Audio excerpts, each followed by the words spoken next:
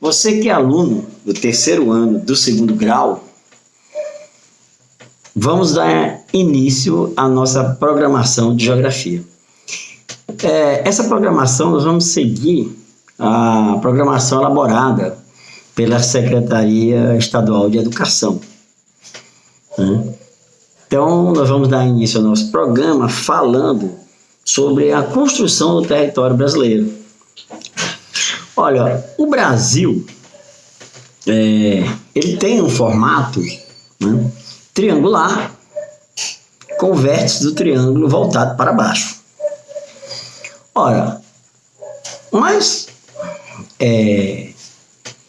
esse formato, né, ele foi se delineando ao longo de muitos anos, de alguns séculos.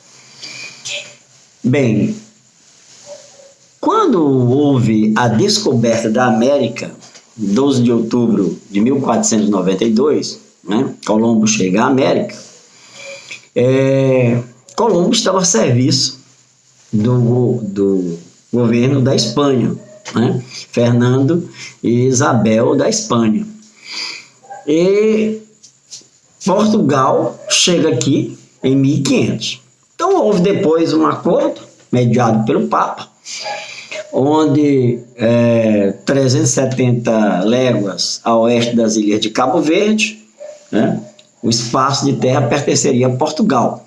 E o Portugal, então, ficou com um pedaço do Brasil. Era apenas, se você colocar numa linha reta hoje, no mapa do Brasil, dá de Belém a Laguna, em Santa Catarina, aquele trecho. Posteriormente, né, Portugal resolve colonizar o Brasil, porque o Brasil corria o risco de ser ocupado por holandeses, por franceses.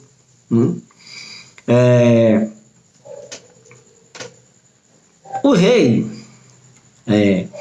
Luís I da França, ele dizia que queria ver no testamento de Adão onde é que estava escrito, né, que as terras da América deveriam pertencer a Portugal e a Espanha. Se essas terras estavam desocupadas, né, eles poderiam automaticamente ocupá-las, né, povoá-las. Então, havia, né, o temor, né, de Portugal perder as terras para o Brasil. Nações da Europa estavam de olho, né, nessas terras.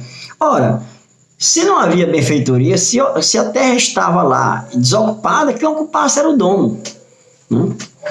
Então, com medo de perder essa terra, Portugal resolve então povoar, né? Veio para cá a expedição de Martim Afonso de Souza, que tinha como objetivo povoar, né? E a terra realmente foi povoada, mas tinha muitos problemas, né, com relação à administração da área. E Portugal então resolve em 1534 dividir o Brasil em capitanias hereditárias.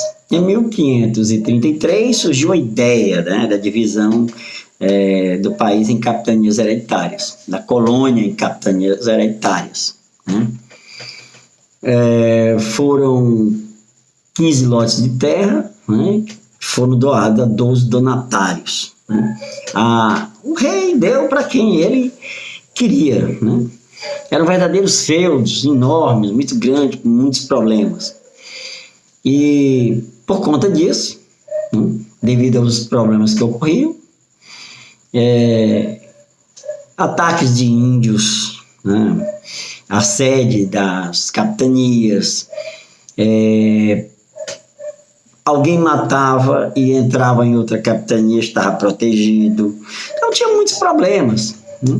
As grandes distâncias que ocorriam, né? Entre elas, as comunicações com muita dificuldade. Então, Portugal resolveu criar o sistema de governo geral, né, em 1549. Né?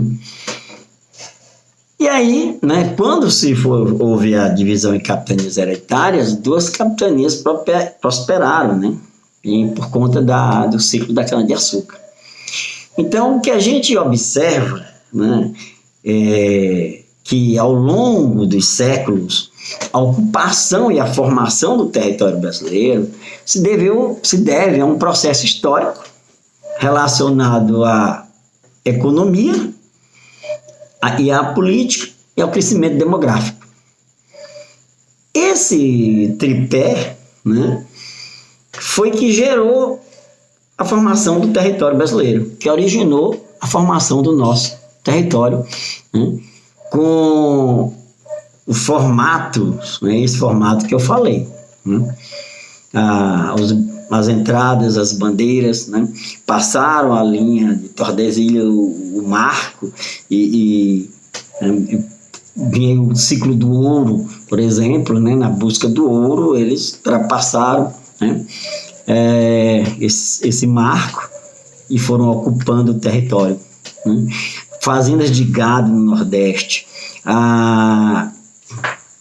o ciclo da cana-de-açúcar, o ciclo do ouro, o ciclo da borracha na Amazônia,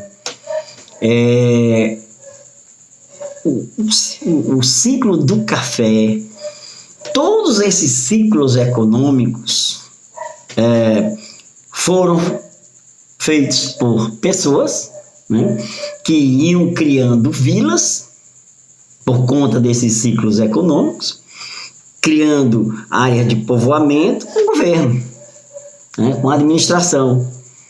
E assim o território foi se originando.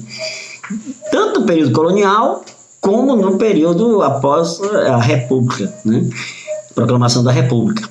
E aquelas áreas, né, que iam surgindo, aquelas vilas, aqueles povoados que iam surgindo e se transformando em vilas e cidades, quando o governo perdia a autonomia administrativa, né, ele recorria mesmo à guerra, né, para ter o domínio, né, daquela área.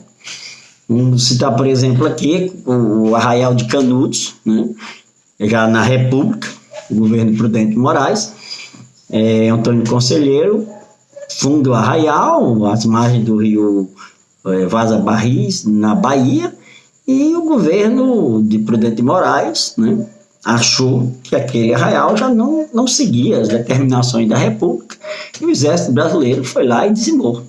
Né? Então, assim foram surgindo, né, cidades que foram provocando, né, proporcionando a ocupação e a formação da área territorial brasileira. Né? Várias cidades surgiram em decorrência a fortes militares, em decorrência a fazendas de gado, em decorrência de ciclos de mineração, produção de café, etc, etc. O Brasil hoje tem uma área territorial de 8.511.965 km². E tem uma área territorial também no oceano, né, que é o Mar Territorial Brasileiro. São 200 milhas de costa, medidas da último acidente geográfico na linha de costa. Essa é a área territorial, né, é o nosso espaço, né, territorial marítimo que nos pertence. Então, nós temos uma soberania, né, que é reconhecida por todas as nações, né, pela ONU, e nós temos, portanto, um espaço territorial terrestre, um espaço territorial aéreo e um espaço territorial aquático que pertence à República Federativa do Brasil. Então, Inclusive, não esqueça, né, já perguntaram no Enem o nome oficial do Brasil. E muitos estudantes erraram. Né? Nas alternativas eles botaram República Federativa dos Estados Unidos do Brasil, República dos Estados Unidos do Brasil. Né?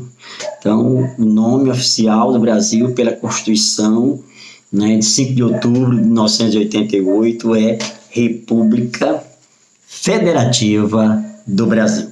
Esse é o nome oficial do seu país. Olha, eu disse que o Brasil tem um formato triangular. Né? A ocupação e a formação desse território diz para você que vem através de um processo histórico, está ligado, né, à economia, à expansão econômica de ciclos econômicos que ocorreram, e essa expansão gerou cidades e aglomeração de pessoas, o aumento de população, né, e ocupação dessas áreas. Pois bem, nós temos 4 pontos extremos. Né? O Brasil tem 4 pontos mais distantes, são chamados pontos extremos do Brasil. Ao norte, é o nascente do rio Ailã, do rio Caburaí, na Serra de Caburaí, em Roraima. No sul é a curva do Arroio Chuí, do rio Arroio Chuí, no Rio Grande do Sul. No leste é a ponta do Pico Seixas, no Cabo Branco, na Paraíba. E a oeste é a nascente do rio Moa, no Acre, fronteira com o Peru.